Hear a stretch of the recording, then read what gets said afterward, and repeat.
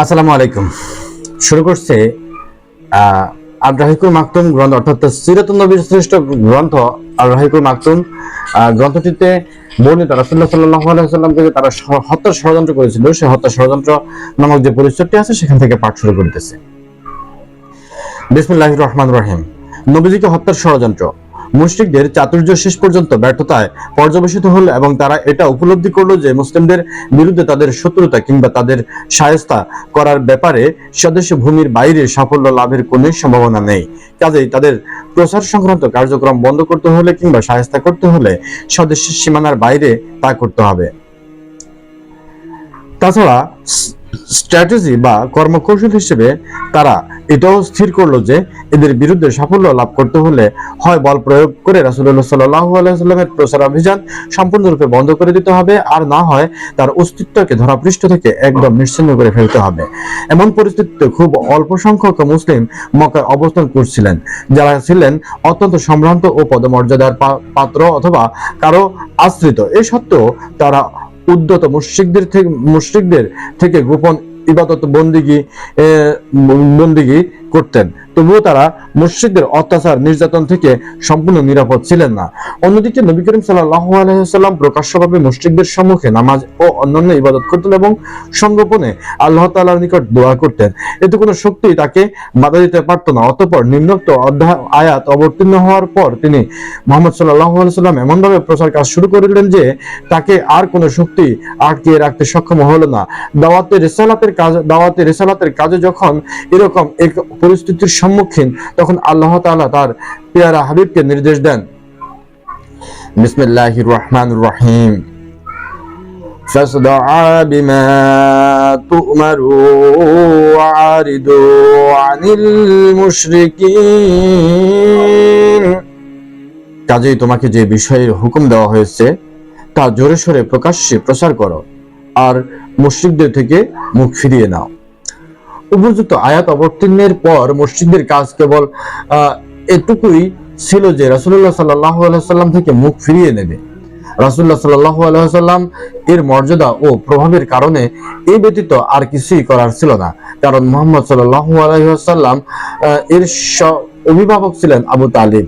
তিনি তার ভ্রাতুষ্পুত্র ও মুশরিকদের মধ্যে বিরাজমান ছিলেন। তার কারণে মুহাম্মদ সাল্লাল্লাহু আলাইহি ওয়াসাল্লামের উপর কোনো কিছু করতে তারা ভীত ছিল। তাছাড়া বনি হাশিমের পক্ষ থেকেও তাদের আশঙ্কা ছিল তাদের উদ্দেশ্য সাধনের ক্ষেত্রে কোনো সিদ্ধান্তের উপর আস্থা রাখতে পারছিল না।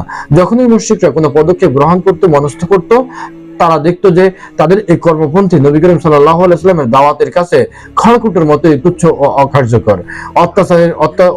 অত্যাচারে কিভাবে তারা মুসলিমদের জর্জরিত এবং অতিষ্ঠ করে তুলেছিল তার অসংখ্য প্রমাণ এই সম্পর্কিত হাদিস সমূহের পৃষ্ঠায় রয়েছে। উদাহরণস্বরূপ এখানে দু একটি ঘটনার উল্লেখ করা হলো। একদা আবু লাহাবের পুত্র উতায়বা নবী করিম সাল্লাল্লাহু আলাইহি ওয়াসাল্লামের নিকট উপস্থিত হয়ে বলল, সুম্মা দানা ফাতাদাল্লা সুরুতান নাজুম ওয়ান নাজমি ইযা হাওয়া সুরুতুন নুজুম। আমি এই আয়াত দুটোকে অস্বীকার করছি। তারপর রাসূলুল্লাহ সাল্লাল্লাহু আলাইহি ওয়াসাল্লামকে কষ্ট দেওয়ার জন্য উঠে পড়ে লেগে গেল। সে জামা ছিঁড়ে নষ্ট করে ফেললো এবং তারপর তার পাক মুখ থেকে থুতু নিক্ষেপ করলো। আল্লাহ তাআলার রহমতে থুতু সে পর্যন্ত পৌঁছায়নি। সেই অবস্থা নবী করিম সাল্লাল্লাহু আলাইহি ওয়াসাল্লাম আল্লাহ তাআলার সম্মুখে দোয়া করলেন, হে আল্লাহ, তোমার কুকুরগুলোর মধ্য থেকে এর জন্য একটি কুকুর নিযুক্ত করে দাও। রাসূলুল্লাহ সাল্লাল্লাহু আলাইহি ওয়াসাল্লামের দোয়া আল্লাহ তাআলার সম্মুখে গৃহীত হলো এবং এভাবে তা প্রমাণিত হলো। কিছু সংখ্যক কুরাইশ লোকজনের সঙ্গে একদা উতবায় বিদেশ গেল।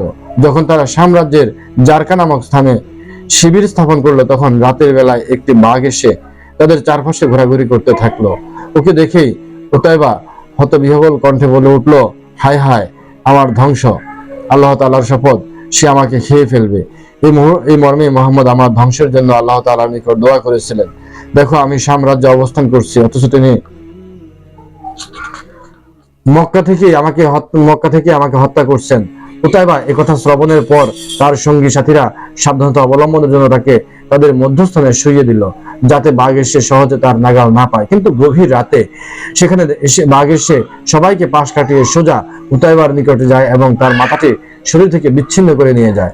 একবার নবী করিম সাল্লাল্লাহু আলাইহি সাল্লাম যখন সিজদারত ছিলেন, তখন উকবা ইবনে আবি মুইত তার ঘাড় এত জোরে পদতলে পিষ্ট করলো যে মনে হলো তার অক্ষি গোলক দুটো তক্ষুনি অক্ষিপট থেকে বেরিয়ে আসবে। ইবনে ইসহাকের এই দীর্ঘ বর্ণনায় চরমপন্থী কুরাইশদের এমন দুর্বিসন্ধির আভাস পাওয়া যায় যে তারা নবী করিম সাল্লাল্লাহু আলাইহি সাল্লামকে হত্যা করে দুনিয়া থেকে নিশ্চিহ্ন করে দেওয়ার ষড়যন্ত্রে লিপ্ত ছিল। অন্যান্য কুরাইশ দুর্বৃত্তদের সম্পর্কেও সত্যিকার ভাবে বলা যায় যে নবী করিম সাল্লাল্লাহু আলাইহি সাল্লামকে হত্যার মাধ্যমে ধরাপৃষ্ঠ থেকে ইসলামের নাম নিশানা মুছে ফেলার এক গভীর চক্রান্ত ও ষড়যন্ত্র তাদের অন্তরে ক্রমেই দানা বেঁধে উঠতে থাকে।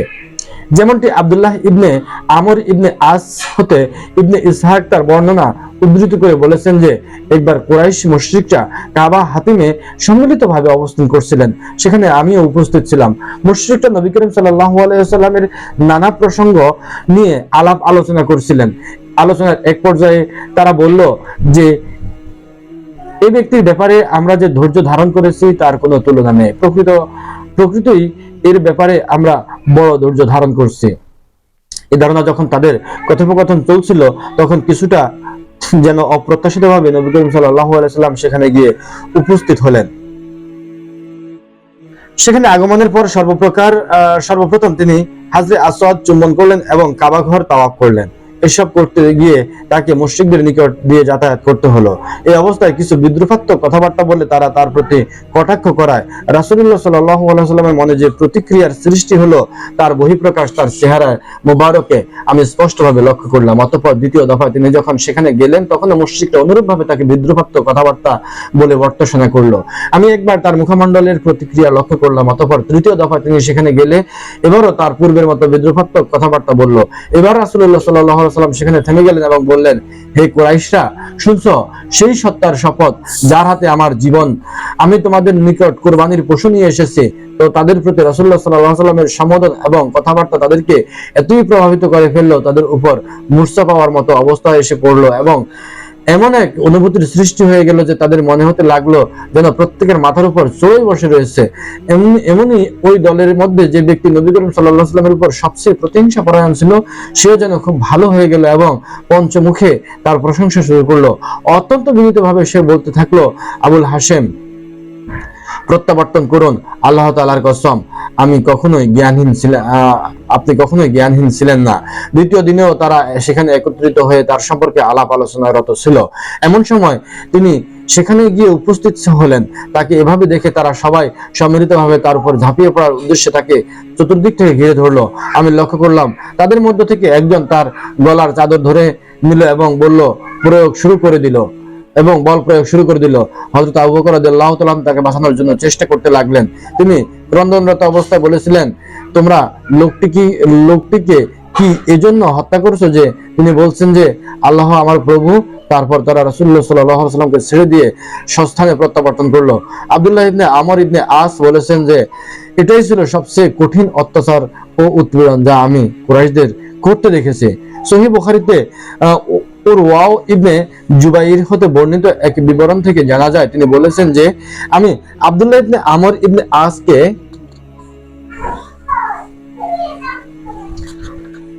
মুশরিকরা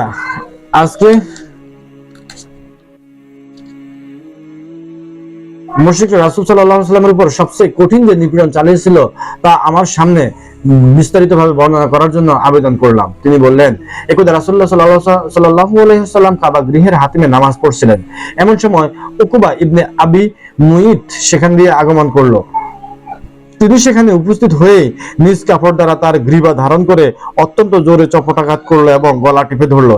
এমন সময় আবু বকর সেখানে উপস্থিত হলেন এবং উকবার দুকাত ধরে জোরে ধাক্কা দিয়ে তাকে দূরে সরিয়ে দিলেন, দিয়ে বললেন, তোমরা লোকটি কি এই জন্যই হত্যা করছো যে তিনি বলছেন যে আমার প্রভু এক আল্লাহ? হযরত আসমার বর্ণনায় একাধিক বিস্তারিতভাবে বর্ণিত হয়েছে যে আবু বকরের নিকট যখন এই আওয়াজ পৌঁছলো যে আপন বন্ধুকে বাঁচাও, তিনি তখন অত্যন্ত ক্ষিপ্রতার সঙ্গে আমাদের মধ্য থেকে বের হলেন। তার মাথার উপর 4টি ঝুঁটি ছিল যাবার সময় আবু বকর বলতে বলতে গেলেন, তোমরা লোকটিকে শুধু এই কারণে হত্যা করছো যে যিনি বলেন আমার প্রভু আল্লাহ। তারপর মুশরিকরা রাসূলুল্লাহ সাল্লাল্লাহু আলাইহি ওয়াসাল্লামকে ছেড়ে দিয়ে আবু বকরের উপর ঝাঁপিয়ে পড়লো। তিনি যখন ফেরত আসলেন তখন অবস্থা ছিল এমন যে আমরা তার চুলের মধ্য থেকে যে ঝুঁটিটাই ধরেছিলাম সেটাই আমাদের টানের সঙ্গে উঠে আসছিল। ইসলামের ছায়াতলে হযরত হামজা রাদিয়াল্লাহু তাআলা আনহু, ইসলামের সবচেয়ে শক্তিশালী যে অধ্যায়টা শুরু হয় সেটা কিন্তু হামজা রাদিয়াল্লাহু তাআলা আনহু ইসলামের মধ্যে আসার পরে। অন্যায় ও অত্যাচারের ঘন কৃষ্ণ মেঘমালা দ্বারা আচ্ছাদিত ছিল মক্কার বিস্তৃত অঞ্চল। সেই মেঘমালার মধ্য থেকে হঠাৎ এক ঝলক বিদ্যুৎ চমকিত হওয়ায় মুসলিমের পথ আলোকিত হয়। হামজা মুসলিম হয়ে গেলেন। তার ইসলাম গ্রহণের ঘটনা সংঘটিত হয় নবুয়ত প্রাপ্তির 6ষ্ঠ বর্ষের শেষ ভাগে। সম্ভবত তিনি জিলহজ মাসে মুসলিম হয়েছিলেন। আল্লাহ তাআলা যার উপর রহম করেন তার পক্ষেই ইসলামের অমীয় ধারা থেকে এক আজলা পান করা সম্ভব। যদিও হামজার ইসলাম গ্রহণের ব্যাপারটি আল্লাহ তাআলার খাস রহমতেরই ফলশ্রুতি, তবুও তার ইসলাম গ্রহণের ব্যাপারে একটি বিশেষ ঘটনার কথা উল্লেখ না করে পারা যায় না। ঘটনাটি হচ্ছে এমন, এক দিবসে আবু জেহেল সাফা পর্বতের পাশ দিয়ে যাচ্ছিল। রাসূলুল্লাহ সাল্লাল্লাহু আলাইহি ওয়াসাল্লাম সেখানে উপস্থিত ছিলেন। রাসূলুল্লাহ সাল্লাল্লাহু আলাইহি ওয়াসাল্লামকে দেখে অনেক কটু বাক্য করলো এবং অপমানসূচক কথাবার্তা বলল। রাসূলুল্লাহ সাল্লাল্লাহু আলাইহি ওয়াসাল্লাম তার কথাবার্তার কোনো উত্তর দিলেন না। আবু জেহেল একটি পাথর তুলে নিয়ে নবী করিম সাল্লাল্লাহু আলাইহি ওয়াসাল্লামের মাথায় আঘাত করলো। এর ফলে আঘাতপ্রাপ্ত স্থান হতে রক্তধারা প্রবাহিত হতে থাকলো। অতঃপর সে কাবা গৃহের নিকটে কুরাইশদের বৈঠকে গিয়ে যোগদান করলো। আব্দুল্লাহ ইবনে জুদআনের এক দাসী নিজ গৃহ থেকে সাফা পর্বতের উপর সংঘটিত ঘটনাটি আদ্যপান্ত প্রত্যক্ষ করেছিল। হামজা রাদিয়াল্লাহু তাআলা আনহু শিকার থেকে প্রত্যাবর্তন করা মাত্রই তখন তার হাতে তীর ধনুক ছিল। এমত অবস্থায় সে তাকে আবু জাহেলের অন্যায় অত্যাচার এবং রাসূলুল্লাহ সাল্লাল্লাহু আলাইহি ওয়াসাল্লামের ধৈর্য ধারণের ব্যাপারটি বর্ণনা করে শোনালো। ঘটনা শ্রবণ করা মাত্র তিনি ক্রোধে ফেটে পড়লেন। কুরাইশদের মধ্যে তিনি ছিলেন মহাবীর এবং শক্তিশালী এক যুবক।